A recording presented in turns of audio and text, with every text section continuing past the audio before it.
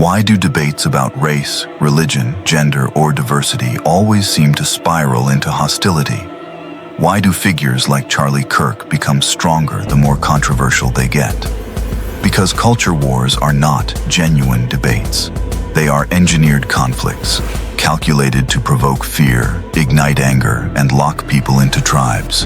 And once that cycle begins, outrage becomes a weapon that makes certain people powerful while leaving everyone else more divided. This isn't about arguing left versus right. It's about exposing how the outrage machine works. We'll break this down into 5 parts. First, the psychology of outrage. Why emotions like fear and anger override reason. Second, why specific issues like race, religion, DEI, and trans rights are perfect triggers. Third, how Charlie Kirk uses those triggers as a case study. Fourth, the role of the media in amplifying outrage until it becomes moral panic. And finally, who profits from this game and what society loses in the process. Outrage is powerful because it bypasses reason and speaks straight to survival.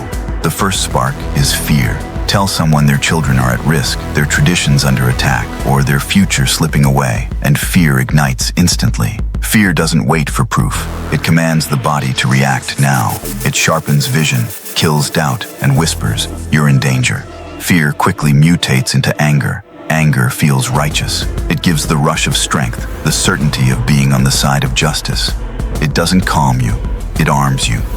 Suddenly, every issue looks like a battlefield between enemies and allies.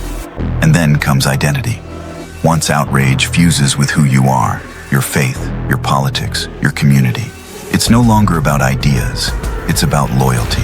To question the fight feels like betrayal. To lose the fight feels like losing yourself. That's why outrage doesn't just stir emotions. It locks people in. It makes chaos feel like clarity. It makes conflict feel like purpose. And it convinces millions that they aren't arguing policy. They're defending their very existence. Not every issue sparks this reaction. Culture wars focus on topics that go directly to identity and belonging. Race. Conversations about inequality or history get reframed as accusations. If you acknowledge injustice, it's said you're attacking tradition. If you call for fairness, it's portrayed as hostility toward entire groups. This framing ensures constant defensiveness, constant tension. Religion. When politics touches faith, the stakes become eternal. It's no longer a discussion about laws or rights. It becomes a battle over belief itself. Compromise doesn't feel like negotiation. It feels like betrayal of God or community. DEI, diversity and inclusion programs often start as attempts to level opportunity, but the narrative pushed in culture wars reframes them as threats to the majority. If others gain, you lose. If others are included, you're excluded. That framing creates zero-sum hostility. Trans issues. Here, the stakes are presented as civilization itself. To supporters, it's about dignity, safety, and equality. To opponents, it's framed as a threat to children, to biology, to truth. By framing it as an assault on the very fabric of society, the outrage becomes existential. Each of these issues is effective because they aren't abstract. They go straight to identity, belonging, and survival. Charlie Kirk's work with Turning Point USA illustrates how culture war topics can be turned into influence. His method is straightforward. Take an issue, remove the gray areas, and present it as a choice that demands urgency. On race, he argues that anti-racism efforts divide rather than unify. On religion, he frames secular policies as direct restrictions on people of faith. On DEI, he often describes inclusion programs as unfair to those outside of them. On transgender rights, he presents the debate as one of society's defining challenges. The impact comes from this simplification. When complex questions are condensed into survival-level conflicts, tradition versus change, freedom versus control, they are easier to remember, repeat, and share. His events are built around this dynamic. The Q&A sessions aren't just open dialogue, they create moments of tension. Those moments are recorded, clipped, and distributed online. To supporters, they show strength.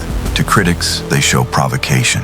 Either way, the visibility multiplies. This approach highlights how outrage becomes central, not incidental. The confrontations, the reactions, and the headlines all reinforce the same cycle. Attention grows, the message spreads, and influence deepens. Outrage doesn't grow without amplification. That's where the media comes in. Traditional outlets highlight culture war fights because conflict brings ratings. Social media platforms push them further because their algorithms reward engagement, and nothing engages like anger. The effect is acceleration. A heated moment in one college auditorium can reach millions in hours. The story stops being about policy and becomes about survival. And once framed as survival, the outrage mutates into moral panic. People are told civilization is crumbling, enemies are everywhere, and silence equals complicity. The panic grows, not because the threat is real, but because panic itself is profitable. So who actually wins in this cycle? Even after Kirk's death, his organization and those who push the same culture, war tactics keep gaining reach, legitimacy, and money. Politicians win too. Fear-based loyalty locks in voters more effectively than policy ever could. Media outlets thrive on the endless conflict. Every angry headline, every viral clip, every panel debate brings ratings and revenue. Social media platforms profit the most because outrage fuels clicks, shares, and advertising dollars. And who loses? The public. While attention is trapped in symbolic fights, real crises go unresolved. Corruption deepens, inequality widens, healthcare costs rise, the climate crisis accelerates. Communities fracture along manufactured battle lines. Dialogue becomes impossible when every disagreement feels like betrayal. Trust in institutions erodes until people believe only in their side. The short-term winners cash in, but the long-term loss is massive. Culture wars deliver certainty, but certainty replaces complexity, cooperation, and reality itself. What we gain in outrage, we lose in the possibility of solving real problems together. Culture wars aren't built on truth, they're built on control. So before you get pulled into the outrage, take a step back. Awareness is the first move they don't expect. If this breakdown hit you or made you see things differently, give us a like. It really helps the channel grow. Drop your thoughts in the comments. I'd love to hear how you see it. And if you want to dig deeper, check the description for books and resources that uncover how outrage is created and sold. This is Dark Honey. In a world built on distraction, clarity is power. Guard it.